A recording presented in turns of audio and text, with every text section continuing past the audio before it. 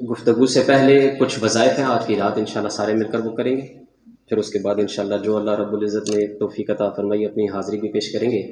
سارے احباب ماشاءاللہ دور دراز سے دیکھ کر آئے ہوئے ہیں ہمارے پاس ماشاءاللہ،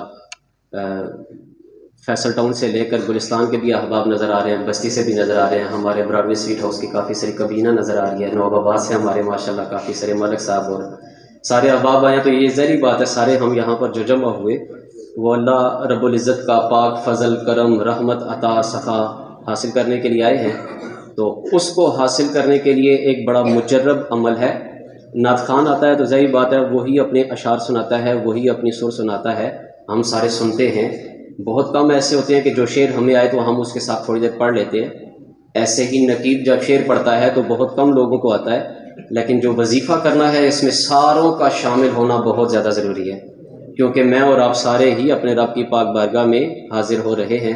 تو محبت کے ساتھ اور توجہ کے ساتھ اور بالکل اپنے رب کو محسوس کریں، وہ ہماری شہرت سے زیادہ قریب ہے، بہت زیادہ قریب ہے، اور ہم اسے جتنی محبت سے اس وقت یاد کریں۔ اچھا لازمی نہیں کہ آج کے دن آج کی رات اسی وقت ہم یاد کریں، اس کی فضیلت اپنی جگہ، لیکن کسی بھی لمحے اپنے رب کو بڑی محبت سے آہستہ سے یاد کریں، وہ بڑا اچھا جواب دیتا ہے وہ رب جو ہے۔ تو آج اس رب کو ہم محبت سے پکاریں گے۔ یہ اسپیکر کا آواز جب بہت زیادہ اونچا ہوتا ہے تو کچھ لوگوں کو ذرا پرابلم بھی ہوتی ہے، تو درمیانہ صاحب بھی چلائیے گا، ایکو شیکو بند رہے، بس آواز جاتی رہے۔ تو سارے مل کر اپنی آنکھیں بند کر کے بالکل محبت کے ساتھ، جو پڑھنے لگا ہوں سب کو آتا ہے، میرے ساتھ ساتھ پڑھتے رہیے گا، تاکہ اس کے بعد پھر ہم جو بھی سنیں وہ بھی اثر کرے گا۔ جو پڑھیں گے رب کی بارگاہ میں ہماری التجا اس کی رحمت فضل کے اوپر دستک دیتی رہے گی انشاءاللہ، اور وہ مالک لازمی مالا مال فرمائے گا۔ بسم اللہ الرحمن الرحیم پڑھتے جائیں سارے، بسم اللہ الرحمن الرحیم 11 دفعہ درود شریف پڑھیں۔ اللہم صلی علی سیدنا و مولانا محمد وعلی آلہ وصحبہ وبارک وسلم۔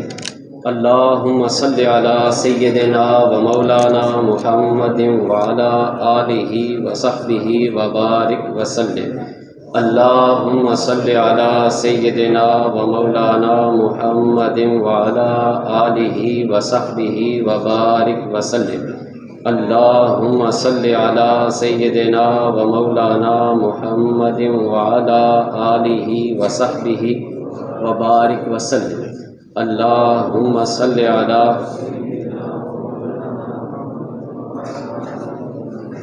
سلم۔ اللہم صلی علی سیدنا محمد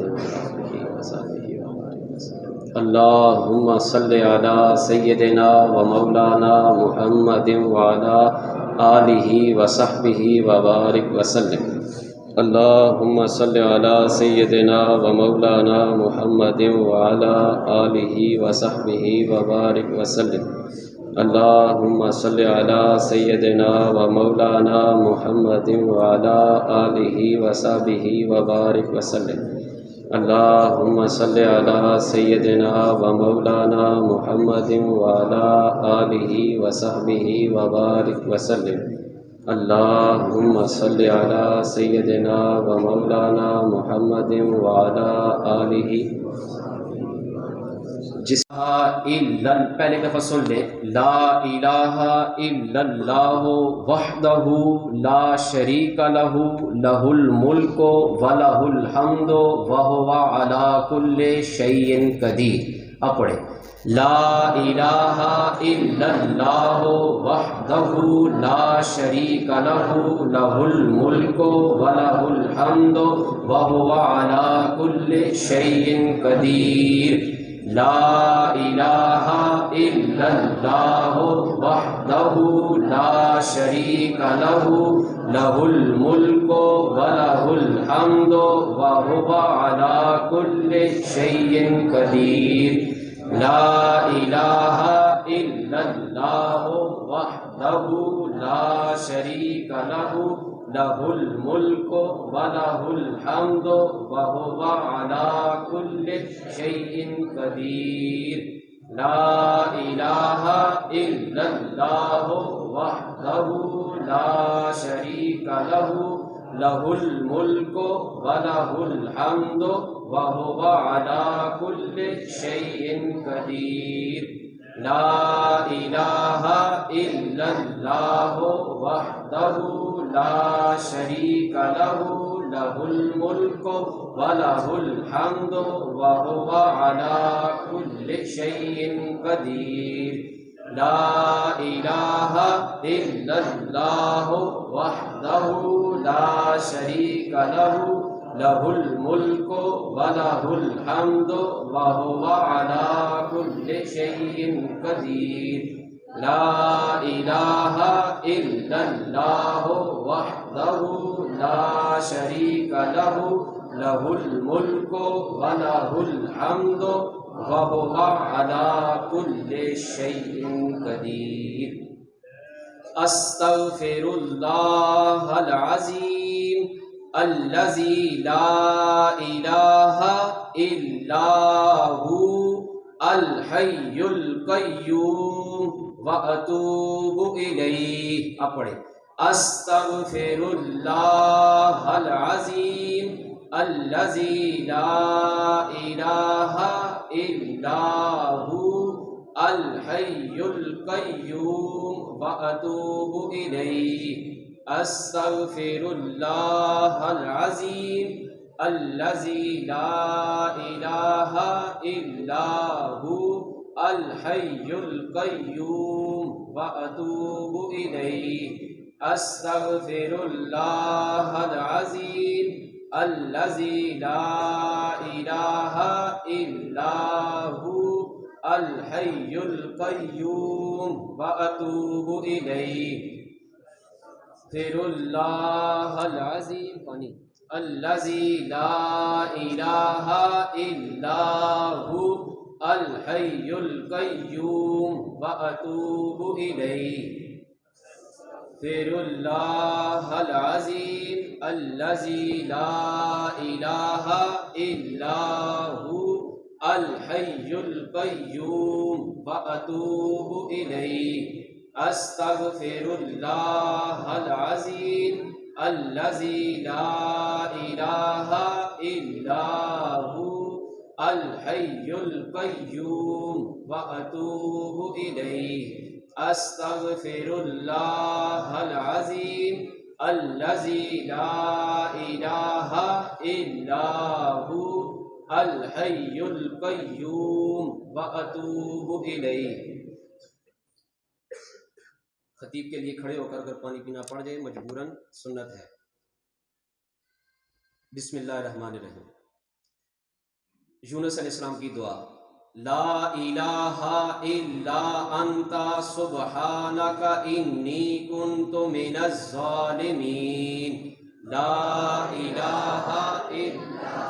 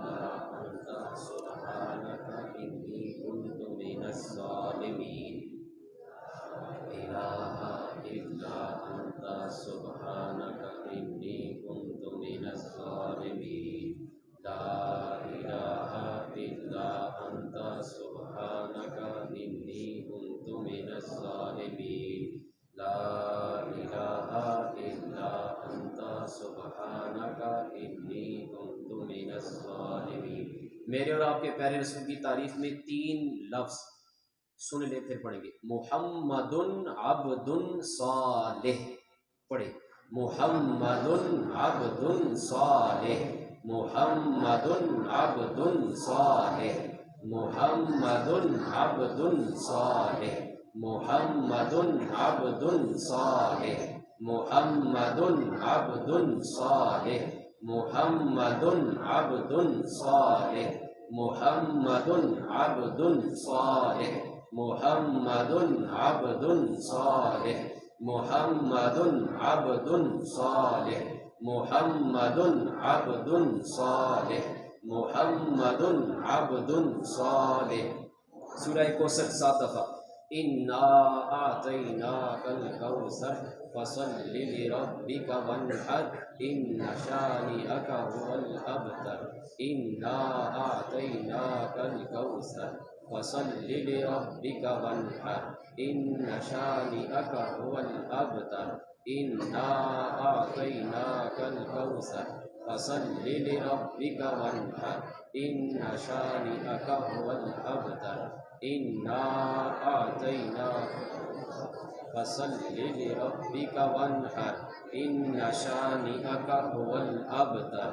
انا اعطیناک الکوثر فصل لربک وانحر ان شانئک هو الابتر. انا اعطیناک الکوثر فصل لربک وانحر ان شانئک هو الابتر. انا اعطیناک الکوثر فصل لربک وانحر ان شانئک هو الابتر. استغفر اللہ ربی من کل ذنب واتوب الیہ. استغفر اللہ ربی من کل ذنب واتوب الیہ. استغفر اللہ ربی من کل ذنب واتوب الیہ. استغفر اللہ ربی من کل ذنب واتوب الیہ. اللہ ربی من کل ذنب واتوب الیہ. استغفر اللہ ذنب واتوب الیہ. استغفر اللہ ربی من کل ذنب واتوب الیہ. استغفر اللہ ربی من کل ذنب. یا حی یا قیوم برحمتک استغیث. پڑھے یا حی یا قیوم برحمتک استغیث. یا حی یا قیوم برحمتک استغیث. یا حی یا قیوم برحمتک استغیث. یا حی یا قیوم برحمتک استغیث. یا حی یا قیوم برحمتک استغیث. یا حی یا قیوم برحمتک استغیث. یا حی یا قیوم برحمتک استغیث. 11 دفعہ. لا حول ولا قوة الا باللہ العلی العظیم.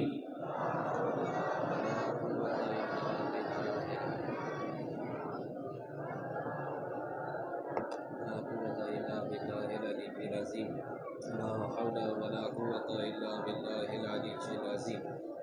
لا حول ولا قوة إلا بالله العلي العظيم. لا حول ولا قوة إلا بالله العلي العظيم. لا حول ولا قوة إلا بالله العلي العظيم. لا حول ولا قوة إلا بالله العلي العظيم. لا ولا قوة إلا بالله العلي العظيم. 11 دفعہ درود شریف پڑھ کر ختم کرتے ہیں. اللہم صلی علی سیدنا و مولانا محمد وعلی آلہ وصحبہ وبارک وسلم. اللہم صلی علی سیدنا و مولانا محمد وعلی آلہ وصحبہ وبارک وسلم. اللہم صلی علی سیدنا و مولانا محمد وعلی آلہ وصحبہ وبارک وسلم. اللہم صلی علی سیدنا و مولانا محمد وعلی آلہ وصحبہ وبارک وسلم. اللہم صلی علی سیدنا و مولانا محمد وعلی آلہ وصحبہ وبارک وسلم. اللہم صلی علی سیدنا و مولانا محمد وعلی آلہ وصحبہ وبارک وسلم. اللہم صلی علی سیدنا و مولانا محمد وعلی آلہ وصحبہ وبارک وسلم. اللہم صلی علی سیدنا و مولانا محمد وعلی آلہ وصحبہ وبارک وسلم. اللہم صلی علی سیدنا و مولانا محمد وعلی آلہ وصحبہ وبارک وسلم. آمین. نحمدہ ونصلی ونسلم علی رسولہ النبی الامین المکین الحنین الکریم الرؤوف الرحیم، اما بعد فاعوذ باللہ من الشیطان الرجیم، بسم اللہ الرحمن الرحیم۔ فسبح بحمد ربک واستغفر انہ کان توابا۔ صدق اللہ مولانا العظیم۔ وفی مقام الآخر فی شان حبیبہ مخبرا و آمرا، ان اللہ و ملائکتہ یصلون علی النبی یا ایہا الذین آمنوا صلوا علیہ وسلموا تسلیما۔ بآواز بلند مل کر پڑھیں۔ الصلاۃ والسلام علیک یا سیدنا یا محمد، الصلاۃ والسلام علیک یا سیدنا یا احمد، الصلاۃ والسلام علیک یا سیدنا یا حامد، الصلاۃ والسلام علیک یا سیدنا یا محمود، الصلاۃ والسلام علیک یا سیدنا یا قاسم، الصلاۃ والسلام علیک یا سیدنا یا خاتم النبیین۔ کیا غم اگر پاؤں کے نیچے تخت نہیں، کیا غم اگر پاؤں کے نیچے تخت نہیں، کیا فکر اگر سر پہ میرے تاج نہیں، ہے ناز کے منگتا ہوں میں اس ذات کا نازش جو ذات کسی اور کی محتاج نہیں۔ مولا صلی وسلم دائما ابدا علی حبیبک خیر الخلق کلہم۔ دوستان مکرم، بڑی مختصر سی حاضری ہے، آپ سارے احباب کو شریک کرنا وظیفے کی صورت میں آج کی رات انتہائی ضروری تھا۔ میں نے یہ سب وظائف کرانے سے پہلے نیت کی کہ جو پڑھے گا میرے کہنے پر مجھے بدلے میں میرا مالک یہ عطا فرمائے کہ میرے والد محترم کی بخشش و مغفرت، درجات کی بلندی فرمائے، اور اللہ رب العزت اس وظیفے کو کرانے کی وجہ سے میری قبر کی مٹی کو میرے لیے آسان فرمائے۔ اس لالچ سے بڑھ کر اور کوئی لالچ نہ تھی، نہ کبھی ذہن میں ہے، نہ کبھی آئے گی، نہ کبھی آنی چاہیے۔ اللہ سے یہی دعا کرتا ہوں۔ آپ ذرا بعض النصیحت کی طرف آتے ہیں۔ یہ انبیاء کا پیشہ ہے، یہ انبیاء کا طریقہ کار رہا، یہ انبیاء کے اوپر فرض رہا۔ دوستان مکرم، ایک چھوٹا سا کلیہ سمجھ لیں، فرمولہ سمجھ لیں۔ وہ فرمولہ، وہ کلیہ یہ ہے کہ جو کچھ اس کائنات میں موجود ہے وہ انسان کی آزمائش کے لیے ہے۔ یہ دنیا بری نہیں ہے، دنیا کو برا نہیں کہنا چاہیے۔ ایک جانور ہے جس جانور کا نام بھی بلا وجہ لینا نہیں چاہیے۔ وہ جو جانور ہے اسے ٹیچ کرنے کے لیے، سمجھانے کے لیے، پڑھانے کے لیے اگر اس کا نام لیا جائے تو پڑھانے والے، سمجھانے والے کے لیے ضروری ہے وہ نام لے سکتا ہے۔ جس کا نام سور ہے، پگ، ہاگ جسے بولتے ہیں، اس جانور کا کوئی قصور نہیں ہے۔ یہ جو دنیا میں ہم آئے ہیں، دنیا میں ہمارے لیے جو دولت رکھی، اس دولت کا کوئی قصور نہیں ہے۔ یہ جو ہم کمائی کرتے ہیں، اس کمائی کا کوئی قصور نہیں ہے۔ یہ جو زبان سے نازیبا الفاظ بولتے ہیں، وہ جو نازیبا الفاظ ہیں ان کا کوئی قصور نہیں ہے۔ یہ ساری چیزوں کی حکمت کیا ہے؟ یہ ساری چیزیں اللہ نے بھیجی کیوں ہیں؟ یہ ساری چیزیں اللہ نے رکھی کیوں ہیں؟ صرف ایک ہی کلیہ ہے کہ وہ جو جانور ہے جس کا نام لینے سے منع کیا، وہ جانور، اس کا کوئی قصور نہیں، اس کو تو اللہ نے پیدا کیا۔ بیسیکلی کلیہ کیا ہے کہ اس کے ذریعے انسان کو آزمانا ہے۔ یہ جو دنیا بنائی، بیسیکلی اس دنیا کے ذریعے انسان کو آزمانا ہے۔ کوئی بھی معاملہ کرنا ہے، بیسیکلی انسان کو آزمانا ہے۔ جو آزمائش میں اتر گیا، کامیاب ہو گیا، اعلیٰ مقام پا گیا، اور جو آزمائش میں گر گیا، ناکام ہو گیا، اس کے لیے اللہ رب العزت نے وہ آزمائش والے قانون توڑنے کی وجہ سے، وہ قانون توڑنے کی وجہ سے، آزمائش پر پورا نہ اترنے کی وجہ سے، اللہ کے قانون کو توڑنے کی وجہ سے وہ مرتکب ہو جائے گا، اور مرتکب ہونے کی وجہ سے جہنم میں چلا جائے گا۔ بیسیکلی ہر چیز انسان کی آزمائش کے لیے ہے۔ ہم آزمائش دینے کے لیے یہاں پر آئے ہیں، تو اس میں ہمارے سے کچھ غلطیاں بھی ہو جاتی ہیں۔ تو دوستان مکرم، وہ جو غلطیاں ہو جاتی ہیں، وہ جو گناہ ہو جاتے ہیں، اللہ رب العزت ان کی معافی کے لیے ہمیں موقع بھی دیتا ہے۔ اب ان مواقعوں کو حاصل کرنا اور ان مواقعوں سے فائدہ اٹھانا، یہ انسان کے اپنے بل کی بات ہے۔ جو اس میں آ گیا اور ان موقعوں کو فراہم کرنے کے لیے اللہ نے انبیاء کو مبعوث فرمایا. جب دیکھا کہ امت ہٹ رہی ہے رستے سے، انبیاء نے واعظ و نصیحت کرنا شروع کیا. اللہ نے قرآن کے ذریعے یا پہلے سابقہ کتابوں کے ذریعے ان کے لیے واعظ و نصیحت کی باتیں اتارنا شروع کی. میں مثال دینا چاہوں گا حضرت زکریا علیہ السلام کی. حضرت زکریا علیہ السلام بھی واعظ و نصیحت ہی فرمایا کرتے تھے. جب امت راستے پر نہ آئے تو لوگوں کو اللہ کی راہ میں لگانے کے لیے، راہ راست پر لانے کے لیے مالک کی وہ ڈرانے والی باتیں، وہ توبہ طائب ہونے والی باتیں بھی لوگوں کو سنایا کرتے تھے.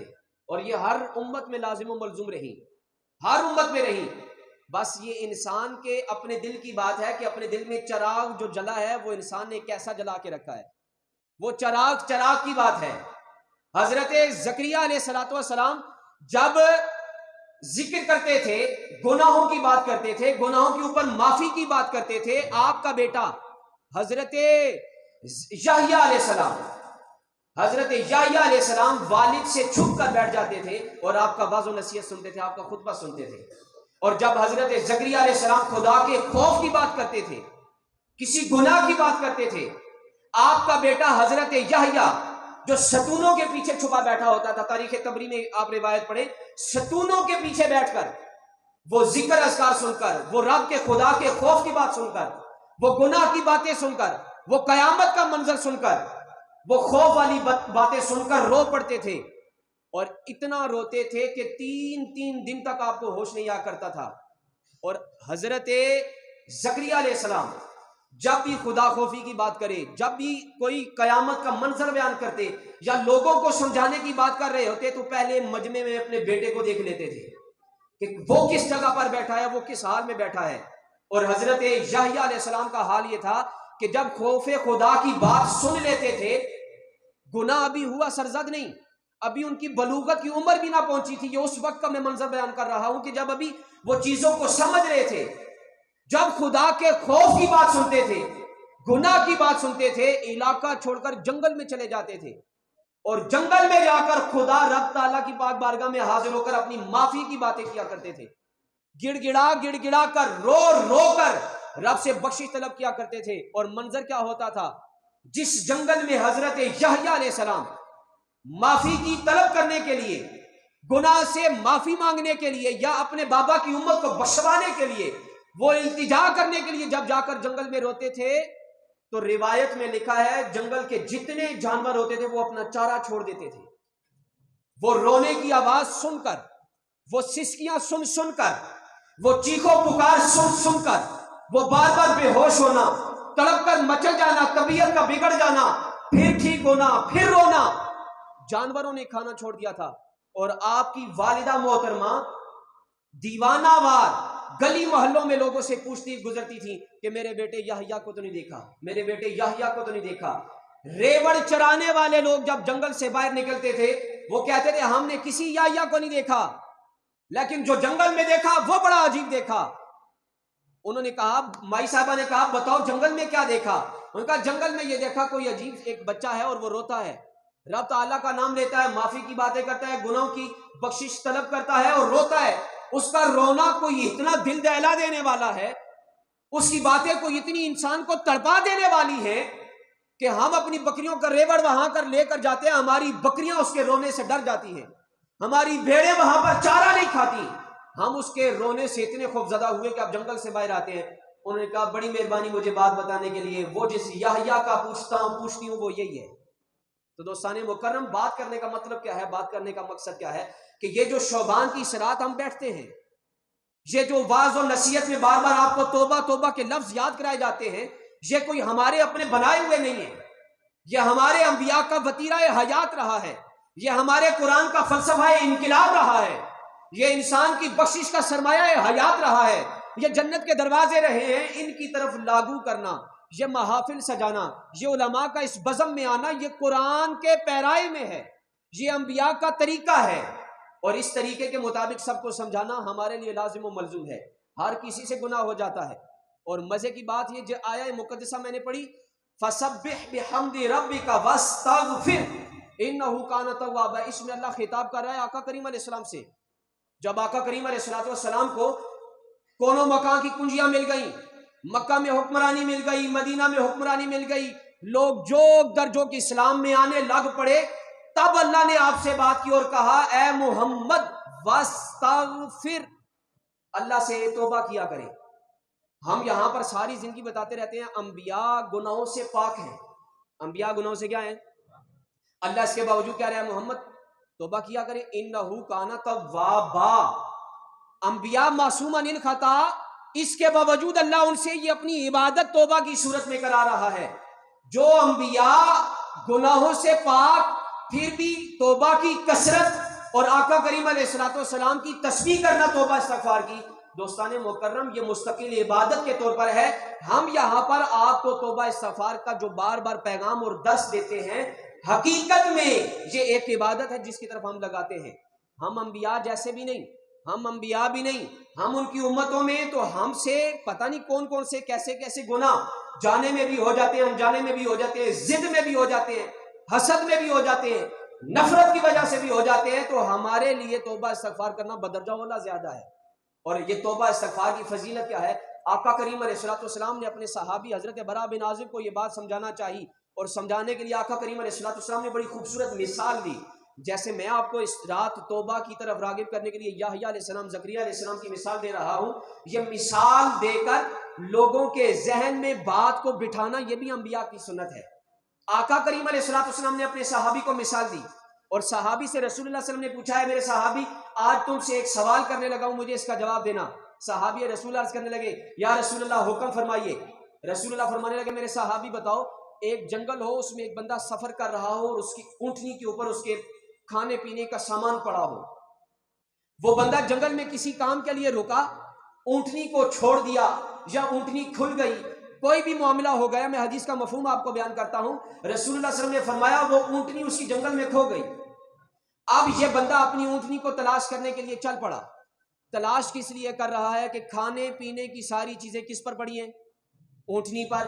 اب یہ جنگل میں ہے، اب یہ جنگل میں ہے، اسے طلب ہوئی کھانے پینے کی، اور اس نے سواری کرنی ہے، سفر کرنا ہے، پیدل کر کر کے تھک جائے گا۔ انسان کی خدمت کے لیے اونٹ بطور سواری پیدا کیا گیا۔ اب رسول اللہ صلی اللہ علیہ وسلم نے پوچھا میرے صحابی بتاؤ وہ اونٹنی کو تلاش کرے گا؟ صحابی کہنے لگا یا رسول اللہ بالکل تلاش کرے گا۔ رسول اللہ نے فرمایا بالفرض سوال یہ ہے کہ وہ اونٹنی کو تلاش کرتا رہا نہ ملے، آخر کار انسان تھک ہار کر بیٹھ گیا، وہ بھوک میں بھی ہے، وہ پیاس میں بھی ہے، وہ چل کر تھک بھی گیا ہے، تلاش کر کر کے اونٹنی بھی نہیں ملتی، وہ بیٹھ گیا کہ اچانک ایسا ہو کہ وہی اونٹنی، وہی اس کی سواری، اس سواری پر پڑا وہی اس کا ساز و سامان، اس کے کھانے کی چیزیں، اس کے پینے کی چیزیں صحیح سلامت اونٹنی پر لدی ہو، اور وہ اونٹنی اس کے سامنے آ جائے، اور اونٹنی کہیں گزر رہی ہو اور ایک درخت کا کوئی کونا اس اونٹنی کی رسی کو پھنسا دے، اونٹنی وہاں پر ایک قسم کی رک جائے، پھنس جائے، اپنی نوکیل سے بندھی ہوئی اونٹنی وہاں پر رک جائے، اس انسان کی اس اونٹنی پر نظر پڑے، وہ انسان جو پیاسا ہے، وہ انسان جو بھوک کا مارا ہے، وہ انسان جو چل چل کر تھکا ہارا ہے، میرے صحابی بتاؤ اس اونٹنی کو دیکھ کر اس بندے کی کیا کیفیت ہوگی؟ اب رسول اللہ صلی اللہ علیہ وسلم نے یہ جو منظر کشی فرمائی، اس منظر کشی کو سن کر صحابی رسول بڑے بلبلا انگیز میں، بڑے جوشیلے انداز میں آقا کریم کے قریب ہو کر زانو پر ہاتھ مبارک رکھ کر عرض کرنے لگے یا رسول اللہ اسے بڑی خوشی ہوگی، یا رسول اللہ اسے کھانے کا سب کچھ مل گیا، اس کی سواری صحیح سلامت مل گئی، اس نے اپنی حاجت پوری کر لی، اسے گھر کی منزل مل جائے گی، اسے ساری سواری گھر تک پہنچا دے گی، یا رسول اللہ اسے سنسان جنگل میں، بیابان جنگل میں اس اونٹنی کے ملنے پر بہت بڑی خوشی ہوگی۔ آقا کریم علیہ السلام مسکرا پڑے۔ رسول اللہ صلی اللہ علیہ وسلم نے ارشاد فرمایا میرے صحابی بالکل اسی طرح جب میرا کوئی امتی گناہ کرتا ہے اور گناہ کر کے اس گناہ پر شرمندہ ہو کر توبہ کے بول بولتا ہے، تیرے رب کو اس سے بڑھ کر خوشی ہوتی ہے، تیرے رب کو اس سے بڑھ کر خوشی ہوتی ہے کہ میرے بندے نے میرے بارگاہ میں آ کر سجدہ کیا، میرے بندے نے آ کر مجھ سے توبہ کی بات کی، میرے بندے نے مجھے راضی کرنے کی کوشش کی۔ دوستان مکرم آج میں اور آپ بڑے خوش نصیب ہیں، بڑے خوش نصیب ہیں، ہماری چھوٹی چھوٹی عمریں، پہلے کے انبیاء کی عمریں اور ان کی امتوں کی عمریں بڑی لمبی چوڑی۔ صحابی رسول اللہ گزار گئے یا رسول اللہ پہلے کے لوگوں کی عمر بڑی لمبی تھی، ان میں جو مومن ہو گئے، جو اس وقت کے نبی پر ایمان لے آئے، وہ پھر اس نبی کی مان کر کتنی عبادت کرتے تھے، ان کی عمر اتنی لمبی، عبادت بھی اتنی زیادہ، جتنی زیادہ عبادت یا رسول اللہ جنت میں اتنا اعلیٰ مقام۔ یا رسول اللہ ہماری عمر تو بڑی چھوٹی ہے اور ہم ایمان بھی لائے، نیک اعمال بھی کریں، لیکن ان کی عمر میں عبادت کا موقع زیادہ، ہماری عمر میں عبادت کا موقع ہی کم، عمر ہی چھوٹی۔ تو آقا کریم علیہ الصلوۃ والسلام نے خوشخبری ارشاد فرمائی کہ تمہاری عمر چھوٹی صحیح، لیکن اللہ نے میری امت پر یہ رحمت، یہ فضل فرما دیا کہ راتوں میں، انہی مہینوں میں، یہ جو اسلامی مہینے ہیں، رمضان کی راتوں میں ہی کچھ راتیں ایسی رکھ دی ہیں جو 1000 مہینوں سے بھی افضل ہیں۔ بس تم ان میں عبادت کرو، تمہاری عبادت کا ثواب ان عبادتوں جیسا ہی ہو جائے گا، ان سے بھی بڑھ کر ہو جائے گا۔ تو آج کی رات بھی انہی راتوں میں سے ایک رات ہے، جس رات میں رب تعالیٰ صدا کرتے ہیں، ندا کرتے ہیں، ہمارے دل سیاہ ہو گئے، ہمارے کان سنتے ہیں مگر بہرے ہو گئے، ہم رب کی پکار کو نہیں سن سکتے۔ وہ جو انوار و تجلیات اور وہ جو سکون ہمیں بخشتا ہے، ہم اس سکون کو محسوس نہیں کر پاتے، غلطی ہماری اپنی ہے، ہمارے دلوں پر زنگ چڑھا ہوا ہے۔ لیکن آج ہمیں وہی موقع دوبارہ ملا ہے۔ دوستان مکرم، میں نے یہ باتیں ساری بیان کی، انہی باتوں میں یہ جو ہم مجلس سجاتے ہیں، میرے چھوٹے چھوٹے پوائنٹ ہیں، آپ نتیجے خود نکالتے رہیے گا، میں مختصر بیان کر رہا ہوں وقت کی قلت کے پیش نظر۔ آقا کریم علیہ الصلوۃ والسلام نے خوشخبری دے دی کہ اللہ کو بھی اتنی خوشی ہوتی ہے جب اس کا بندہ کچھ اس سے مانگتا ہے، توبہ کرتا ہے۔ ہم وہ توبہ مانگنے کے لیے جمع ہو گئے۔ اب یہ جو ہم سارے مسجد میں جمع ہو گئے، اس مسجد میں اب کچھ لوگ انتظامیہ میں بھی موجود ہیں، مسجد میں آتے ہیں، جاتے ہیں، کوئی کام کرتے ہیں، کوئی لنگر کی بات کرنے آتے ہیں، کوئی علامہ صاحب سے مشورے کے لیے آتے ہیں، کوئی بندہ گزر رہا ہے، اسے آواز گئی، وہ آواز سن کر مسجد میں آیا کہ بڑی جوش والی آواز آتی ہے، میں خطیب صاحب کا چہرہ دیکھا ہوں، وہ 2 منٹ کے لیے اندر آ گیا۔ ہو سکتا ہے کسی کو حاجت آئی، وہ مسجد میں واش روم یوز کرنے کے لیے آ گیا، ہو سکتا ہے کوئی اپنے دوست کو بلانے کے لیے آ گیا۔ ہمارا دین دیکھے کتنا زبردست ہے، ہمارے محمد مصطفیٰ کی تعلیم دیکھے کتنی بے مثال ہے۔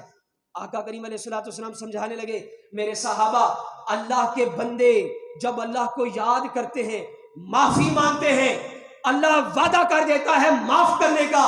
اور میرے صحابہ، تمہیں یہ بات بتا دوں، اس محفل میں جتنے لوگ بیٹھے ہوں، جب اللہ سے معافی مانگتے ہیں، اللہ ساروں کو بخش دیتا ہے۔ صحابی رسول عرض کرنے لگے، یا رسول اللہ، یہ تو بیٹھے ہوئے لوگوں کی بخشش ہوگی جنہوں نے بخشش مانگی، ایک بندہ ہماری طرح کا بھی ہو سکتا ہے جو وہاں سے ویسے ہی گزر رہا ہو، ویسے ہی مسجد میں آ گیا، ویسے ہی اس مجلس میں آ گیا، مجلس میں توبہ استغفار کے لیے نہیں آیا۔ وہ جو توبہ والے آئے انہیں تو مل گئی توبہ، مگر یا رسول اللہ جو توبہ کے لیے نہیں آیا، مسجد میں ویسے کسی کو بلانے کے لیے آیا، کسی کو ڈھونڈنے کے لیے آیا، یہ میں تشریحاً بیان کر رہا ہوں، کسی کام کے سلسلے میں آیا، مسجد میں آیا، توبہ والوں کی محفل میں بیٹھا نہیں، بس تھوڑی دیر دیکھ کر ایک لمحے کے لیے آیا، آ کر چلا گیا، اللہ اس کے ساتھ کیا معاملہ فرمائے گا؟ رسول اللہ صلی اللہ علیہ وسلم نے فرمایا، میرے صحابہ، وہ جو نیک لوگوں کی مسجد میں آ گیا، دیکھ لیا، اللہ آنے اور دیکھنے کی وجہ سے اس کے گناہ بھی معاف فرما دے گا۔ کتنا کریم ہمارا رب ہے، 70 ماہوں سے زیادہ پیار کرنے والا۔ اور یہ جو 70 ہے نا، یہ میں ہر دفعہ بتاتا ہوں، یہ 1 2 3 4 5 یہ گنتی گنتے جائیں تو 70، یہ وہ والا 70 نہیں ہے، یہ عربی کا 70 ہے، اس کا مطلب ہے انفینٹی، لا تعداد۔ اللہ اپنے بندوں سے لا تعداد ماؤں جتنا پیار کرتا ہے، اور یہ اس کے پیار کی مثال ہے کہ کوئی مجلس میں سے گزر رہا تھا، کوئی ویسے ہی آیا تھا، اسے بھی بخش کے رکھ دیا۔ اور دوستان مکرم، آخری 2 باتیں کرتا ہوں، سیکنڈ لاسٹ بات کرتا ہوں، حضرت حسن بصری کی مثال بیان کرتا ہوں۔ میں سارے پوائنٹ لے کر آپ کے عقیدے بھی اور آپ کے ذہنوں کو بھی کلیئر کر رہا ہوں۔ حضرت حسن بصری ایک دن جلال میں بیٹھے ہوئے تھے۔ حضرت حسن بصری انتہائی آقا کریم علیہ الصلوۃ والسلام کے امتی،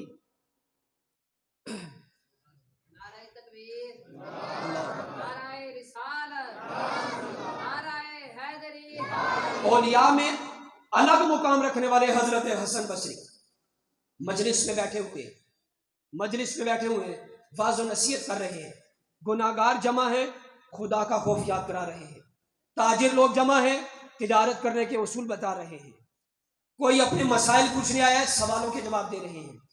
تصوف کی کتب کے اندر صوفیاء کا ایک مقام حالت جذب بھی بیان ہوا ہے، آپ حالت جذب میں ہیں، یہ ایک کیفیت ہے، اسے پھر کبھی بیان کریں گے۔ اسپیکر کی وجہ سے گلا خراب ہوتا جا رہا ہے، ٹھیک ٹھاک ہے، ٹیکنالوجی نے تھوڑا سا گلا بھی کھینچ لیا. بہرحال حضرت حسن بصری بیٹھے تھے، ایک شخص آیا. آپ ساری مجلس کے سامنے وہ شخص آ کر سوال کرتا ہے، اونچا نہ کرے، وہ شخص آ کر سوال کرتا ہے. وہ کہنے لگا آپ وقت کے امام ہیں، حضرت حسن بصری آپ کی بارگاہ میں حاضر ہوا ہوں ایک بات پوچھنے کے لیے، اور وہ بات یہ ہے کہ میں گناہ کرتا ہوں، گناہ کے بعد مجھے خیال آتا ہے کہ میں نے غلط کام کیا، پھر میں توبہ بھی کر لیتا ہوں، لیکن بڑا عجیب معاملہ ہے، میں توبہ بھی کر لیتا ہوں، مجھے رات کی اسی وقت کوئی پہر مل جاتا ہے، رب کی پاک بارگاہ میں جھک جاتا ہوں، یہ ایک سجدہ جسے تو گراں سمجھتا ہے، میں وہ سجدہ بھی کر دیتا ہوں، رب سے معافی بھی مانگ لیتا ہوں، مگر میرا مسئلہ یہ ہے کہ میں توبہ پر قائم نہیں رہتا. میں گناہ کرتا ہوں، پھر توبہ، معافی مانگتا ہوں، وعدہ کرتا ہوں، وعدہ کر کے میرے سے پھر گناہ ہو جاتا ہے. مجھے کوئی سبق بتائیں، کوئی وظیفہ بتائیں، کوئی طریقہ بتائیں کہ میں اس توبہ پر پکا ہو جاؤں، دوبارہ گناہ نہ کروں. حضرت حسن بصری جلال میں بیٹھے ہوئے تھے، حالت جذب میں تھے، لوگوں کو دیکھ دیکھ کر ان کی کیفیت بیان کر رہے تھے، اپنی کرامتوں کا اظہار کر رہے تھے. حالانکہ اولیاء اللہ اپنی کرامتوں کو چھپاتے ہیں. وہ اس وقت حالت جذب میں تھے، حالت جذب میں جلال کے انداز میں اس بندے سے کہا توبہ استغفار کر. روب والی آواز میں بولا، وہ وہیں پر بیٹھ گیا، توبہ کرنے لگ پڑا، توبہ استغفار کی تسبیح کرنے لگ پڑا. اس سے توبہ استغفار کی وصیت کی. ابھی وہ اپنی بات مکمل کر کے ہٹا تھا کہ دوسرا شخص آ گیا. اس دوسرے شخص نے آ کر کہا یا حضرت حسن بصری آپ کی بارگاہ میں آیا ہوں، میں آپ سے ایک بات، اپنی مسئلہ، ایک مصیبت کا اظہار کرنے آیا ہوں. وہ یہ ہے کہ لوگ تانے دیتے ہیں، تانے اس چیز کے دیتے ہیں کہ میری اولاد نہیں. کوئی مجھے مذاق میں سخت جملہ بول جاتا ہے کہ تو کیسا انسان ہے، تو کیسا مرد ہے، تیری اولاد نہیں. کوئی خاندان والا تانا دے جاتا ہے، کوئی جائیداد ہونے پر پھر اولاد وارث ہی کوئی نہیں جائیداد کی، اس کا تانا دے جاتا ہے. میری اولاد نہیں ہوتی، مجھے کوئی سبق، کوئی وظیفہ بتائے. حضرت حسن بصری نے اسے بھی جلال میں کہا توبہ استغفار کر. بیٹھ گیا، توبہ استغفار کرنے لگ پڑا. اسے بتا کر ہٹے تھے کہ تیسرا بندہ آ گیا. یہ ایک ہی مجلس کی باتیں ہیں، تیسرا بندہ آ گیا. اس نے آ کر کہا حضور بڑا پریشان ہوں، بڑی میری عجیب کیفیت ہوگی، میں تو پاگل ہونے کے قریب ہوں، حضور میں بہت پریشان ہوں، میری مدد فرمائیں. حضرت حسن بصری نے فرمایا کیا ہوا؟ کہنے لگا میں نے باغ لگایا تھا، باغ پھلا پھولا، میں نے اتنا خیال کیا، اتنی خدمت کی، میرا باغ پروان چڑھ گیا، پھل لگ گیا. میں نے سوچا تھا پھل پکے گا، بیچوں گا، اولاد کی تربیت کروں گا، تعلیم و تربیت پر پیسہ لگاؤں گا، میں امیر ہو جاؤں گا، بڑے خواب سجائے تھے. حضور اچانک طوفان آیا، طوفان میں کوئی چنگاری آ گئی آگ کی، وہ آگ کی چنگاری نے آ کر میرا باغ جلا دیا، سارے پھل جل گئے، باغ میرا جل کر راکھ بن گیا. حضور میری مدد فرمائیں، میں کیا کروں کہ اللہ مجھے دوبارہ لوٹا دے. حضرت حسن بصری نے کہا یہیں پر بیٹھ جا، توبہ استغفار کی تسبیح پڑھ. توبہ کرنے لگ پڑا. آپ کی محفل میں ایک بندہ بیٹھا ہوا تھا، وہ بڑا حیران ہو رہا ہے، وہ تجسس میں پڑ گیا. وہ کہتا ہے پہلا بندہ آیا، اس نے کہا گناہ ٹوٹ جاتا ہے، توبہ ٹوٹ جاتی ہے، کہا توبہ کرو، استغفار کی تسبیح پڑھو. دوسرا آیا، اس نے کہا اولاد نہیں ہوتی، آپ نے کہا توبہ کرو. تیسرا آیا، اس نے کہا مال ختم ہو گیا، مفلسی میں چلا گیا، غربت میں چلا گیا، آپ نے کہا توبہ کرو. وہ بندہ تجسس میں ہو گیا. کبھی حضرت حسن بصری کو دیکھے، کبھی تینوں بندوں کو دیکھے. آپ کو بھی تجسس میں ہونا چاہیے کہ حسن بصری سارے لوگوں کو ایک علاج کیوں بتاتے ہیں. ابھی وہ اسی تجسس میں تھا کہ اپنے سر کی پگڑی کو اتار کر بالوں کو کھجا رہا تھا. کبھی حسن بصری کے چہرے کو دیکھ رہا تھا کہ اسے بھی توبہ، اسے بھی توبہ پر لگا دیا، اسے بھی توبہ پر لگا دیا. ہر بیماریاں الگ الگ، جواب ایک ہی. تجسس میں تھا. حضرت حسن بصری کی نگاہ اس کے چہرے پر پڑ گئی. اتنے میں چوتھا بندہ آ گیا. اس نے کہا حضور میں تباہ ہو گیا، زمینیں آباد کی تھیں، ان کی آباد کاری کو بڑھانے کے لیے، اپنا مال بڑھانے کے لیے، اپنی زراعت کے پیشے کو بڑھانے کے لیے میں نے زمینوں کو پانی لگانے کے لیے نہر کھودی کہ نہر کے ذریعے پانی آئے گا، میری فصل سیراب ہوگی. حضور وہ جو نہر آتی تھی نا، نہر ہی خشک ہو گئی. مجھے بتائیں میں ایسا کیا کام کروں، ایسا کیا کام کروں کہ حضور میری نہر دوبارہ بحال ہو جائے. حضرت حسن بصری نے کہا توبہ استغفار کی تسبیح پڑھ. پہلے کو بھی کہا، جس نے کہا گناہ سے ہٹتا نہیں، کہا توبہ کرو. دوسرے نے کہا اولاد نہیں ہوتی، کہا توبہ کرو.